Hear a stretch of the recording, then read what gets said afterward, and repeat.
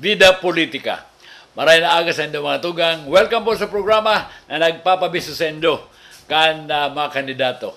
Ngunyan nagdadangadang na eleksyon. Sa naga po, saropong grupo, pinapamayuhan kan saropong dating congressman, dating mayor, as in saropo sa midbid na pangaran, bako lang sa Naga o sa Bicol, kundi sa enterong Pilipinas. Kaya ba na kung yan mga tugang, ang grupo kan Team Naga Kamsur. I see.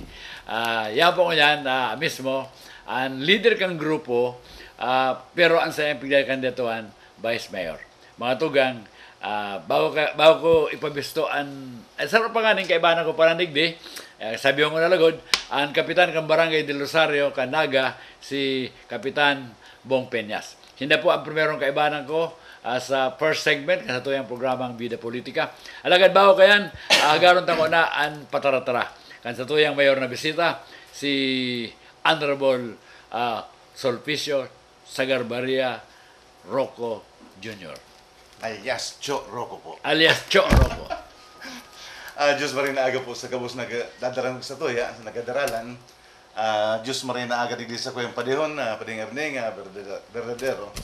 Asin digdi sa kaibanan ko, pinakamatibay na kapitan po ni kan Del Rosario, Bong Peñas. Pinakamaisog.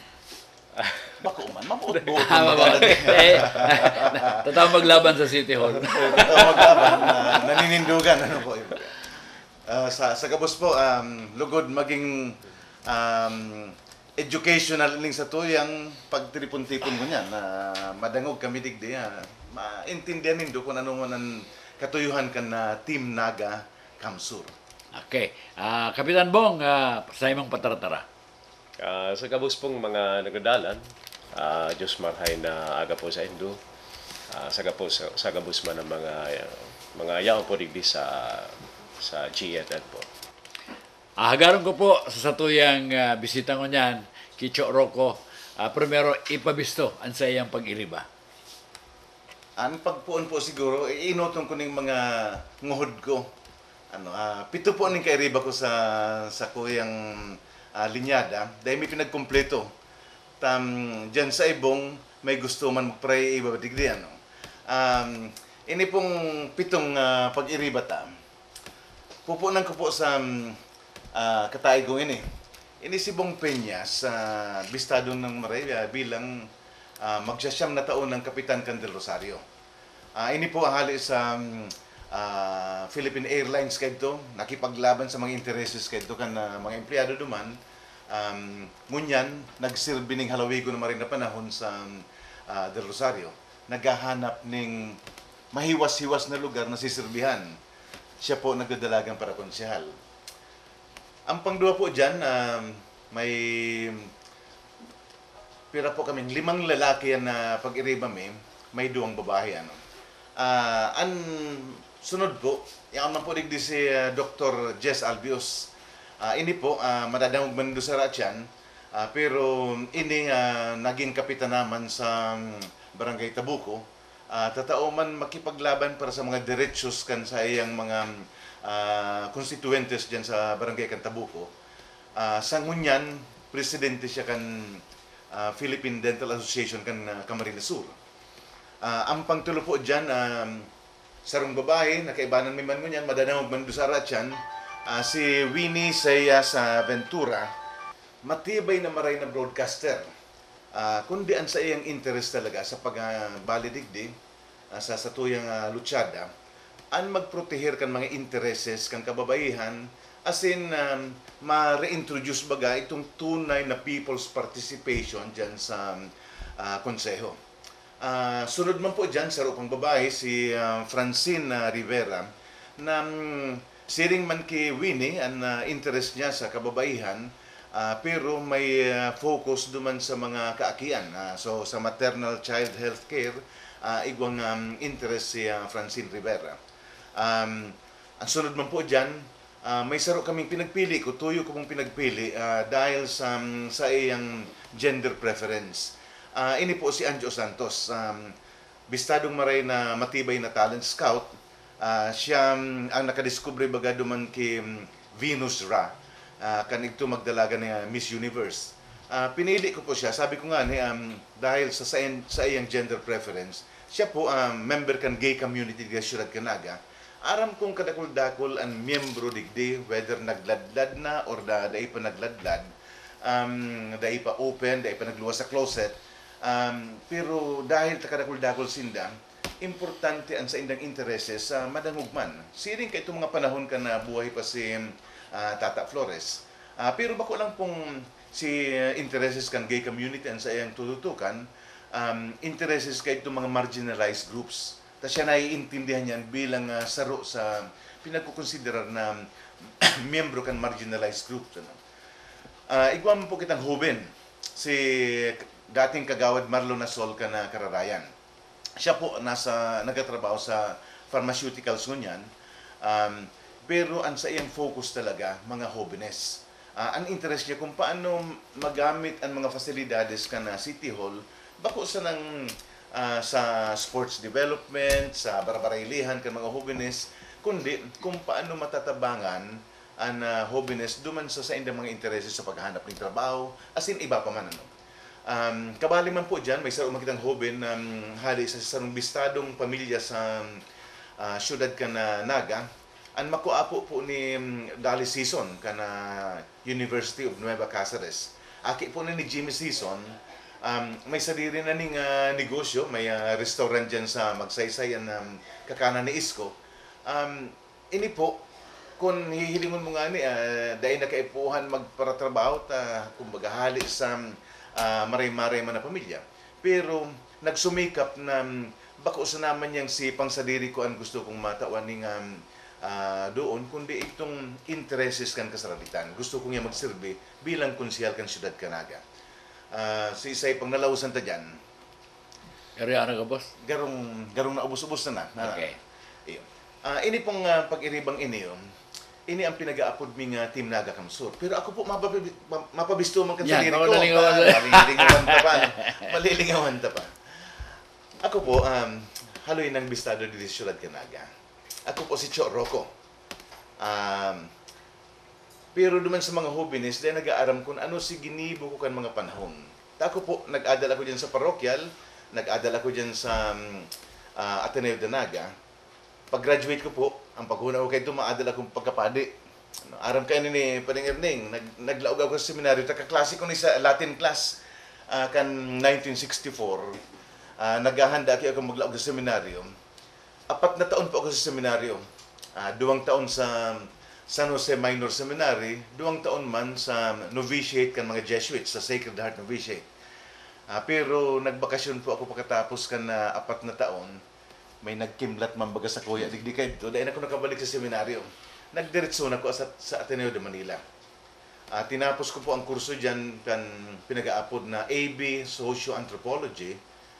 Pagkatapos po kayan, ipinadagos ko ang pag-adal ko. Nagkaigwa ko ng Masters in Applied Socio-Anthropology sa Ateneo de Manila, Manggilare. Haloy po ako nagtrabaho bilang sa academe. Nagtugdo ako sa Ateneo de Naga. Naging akong research associate kan pinag-aapod na Institute of Philippine Culture kan Ateneo de Manila. Naging akong director kan Social Survey Research Unit digdi sa Ateneo de Naga. Ang trabaho mi po kayo mag-evaluar kan mga programa sa development kan Bicol River Basin Development Program. Diyan man ako nabisto kan mga Amerikano. Nagpo-fondo kayo kan BRBDP ang USAID, yung pinag-aapod na United States Agency for International Development. Kan mabisto po ako na maray magtrabaho diyan, maray mag-evaluar kan mga programa, pinagkuha ako kan gobyerno kan Amerika. Naging akong pinakahalangkaw na opisyal na Pilipino diyan sa pinag-aapod na United States Agency for International Development. Ako po si Mission Evaluation Officer, ako si Mission Anthropologist, ako po si Women in Development Officer, as in iba pang mga posisyon na pinagpurugulan ko. Sa laog kan 16 anyos, dakul kitang nahaman, dakul kitang nalibot sa Pilipinas, dakul kitang nalibot sa bilog na kinaban na pinagtarabangan. Pagkatapos po kayan, dyan man ako nabisto ni Jesse Robredo. Pinagtatabangan ko mga kayo ang Ciudad Canaga. Ang sabi sa kuya kayo, ano daw nga kung mayong yang makakaribay sa ko, sa pag-iriba ko, ano daw niya kung ikaw magdalaga ng mayor. So, ako po dalaga ng mayor ka 1998, abot 2001. And kung maglibot-libot ka, dakul man kitang nahaman po digdi. Siguro sa atyan, maruluwas yan kung nahapon nindo ako kan mga accomplishments na bilang alkalde. Pagkatapos man kayan, 2001, kinaulay ako kan si mga mayor digdi sa distrito. Mayo nga kaming kandidatong congressman. Ano daw niya Mayor Rocco, kung ikangayaan na pambato mi bilang congressman, nagdalagan po ako bilang congressman kan 2nd district. Asin ang gana, sa tabang po kan Syudad Canaga, asin kan bilog na distrito, nang gana kita bilang congressman. Iyan po ang, in short, bagad ang sa kuyang background na pinag-o-officer ko na balik giraray sa serbisyo publiko si Cho Rocco dahil digdi sa experiensyang ini. Ang primero kong hapot, Cho, ano ta, imbes sa Team Naga, may Camarines Sur. Ano mo baga, ang Naga, politically independent sa Camarines Sur? Magayon nakahapotan po iyan, pinag-isipan ming hararom kung taano ta dapat Team Naga Kamsur. No? Pwede, nahiling mo na ang pangpang na nagdi-divide ka Naga sa bilog na Camarines Sur. Pangpang na nagdi-divide ka Naga sa bilog na Camarines Sur. Doon pangpang yan? Babaagong ko ang kahapotan ko. Ano ang Naga? Isla. Kung parte kang Camarines Sur. Ang Naga ba kung isla? Naga is not an island. It is part of the larger Camarines Sur. Apon sa Isla Season. Pero it is really physically part, although administratively. Historically, ang Naga talaga, Nueva Cáceres, yun talaga ang sentro bako lang kang Kamsur, kan ambos Camarines, kan Tirong, na Bicol region, abot pa nga iba nun. sa may Lucena. Yes, kan Cáceres, abot sa Nueva Vizcaya, abot Samar. Now, ang Camarines Sur, historically kaya, pigsuway ang Naga, na politically, kan 1948, paggibo kan charter, dahil ang gusto kan mga taga-Camarines Sur, taga-Limbanan, taga-partido, taga-Rinconada, ang Naga, dahil magboto takon, ang Naga nagboboto, pirming taga-Naga ang gobernador. Ang gobernador. Tama po yan. So for political reasons, kadto, kan si Congressman Miranda kadto nag-suwestyon na isuway ang Syudad Canaga, si katuyuhan sa naman kadto political. Takon ang impluensya Canaga sa burutuhan bilangon, pirming taga-digdian manggaganan. So, pero ang rason po, ang Naga, maski paano mong hilingon, although administratively independent, it is really physically part of the province. Yes. Sabi ko nga, ika nagtuturog ka sa Milaor, ini nagtuturog sa Bombon, ito nagtuturog sa Kamaligan, ini nagtuturog sa Pili, pero pagkaaga, saan nagtatrabaho? Sa Naga. Saan nagmamerkado? Sa Naga. Saan nag-aagal? Sa Naga. Saan nagsisimba? Sa Naga. Saan nagpapabulong? Sa Naga. So, yan po, mahiling mo na igwang interdependencies ang Naga sa Gudan Camarines Sur. Saya nagsasaon. Saan nagsasaon? Si Saya nagsasupply ng gulay, karne, sa Naga. Sa Naga, no? So, Sa Camarines Sur. may interdependencies sa social, sa economic, sa commercial, sa kabus na lado, talagang may interdependence siya. No? In fact, ang mga problema man can shared. Ang problema ka ng Camarines Sur sa environment,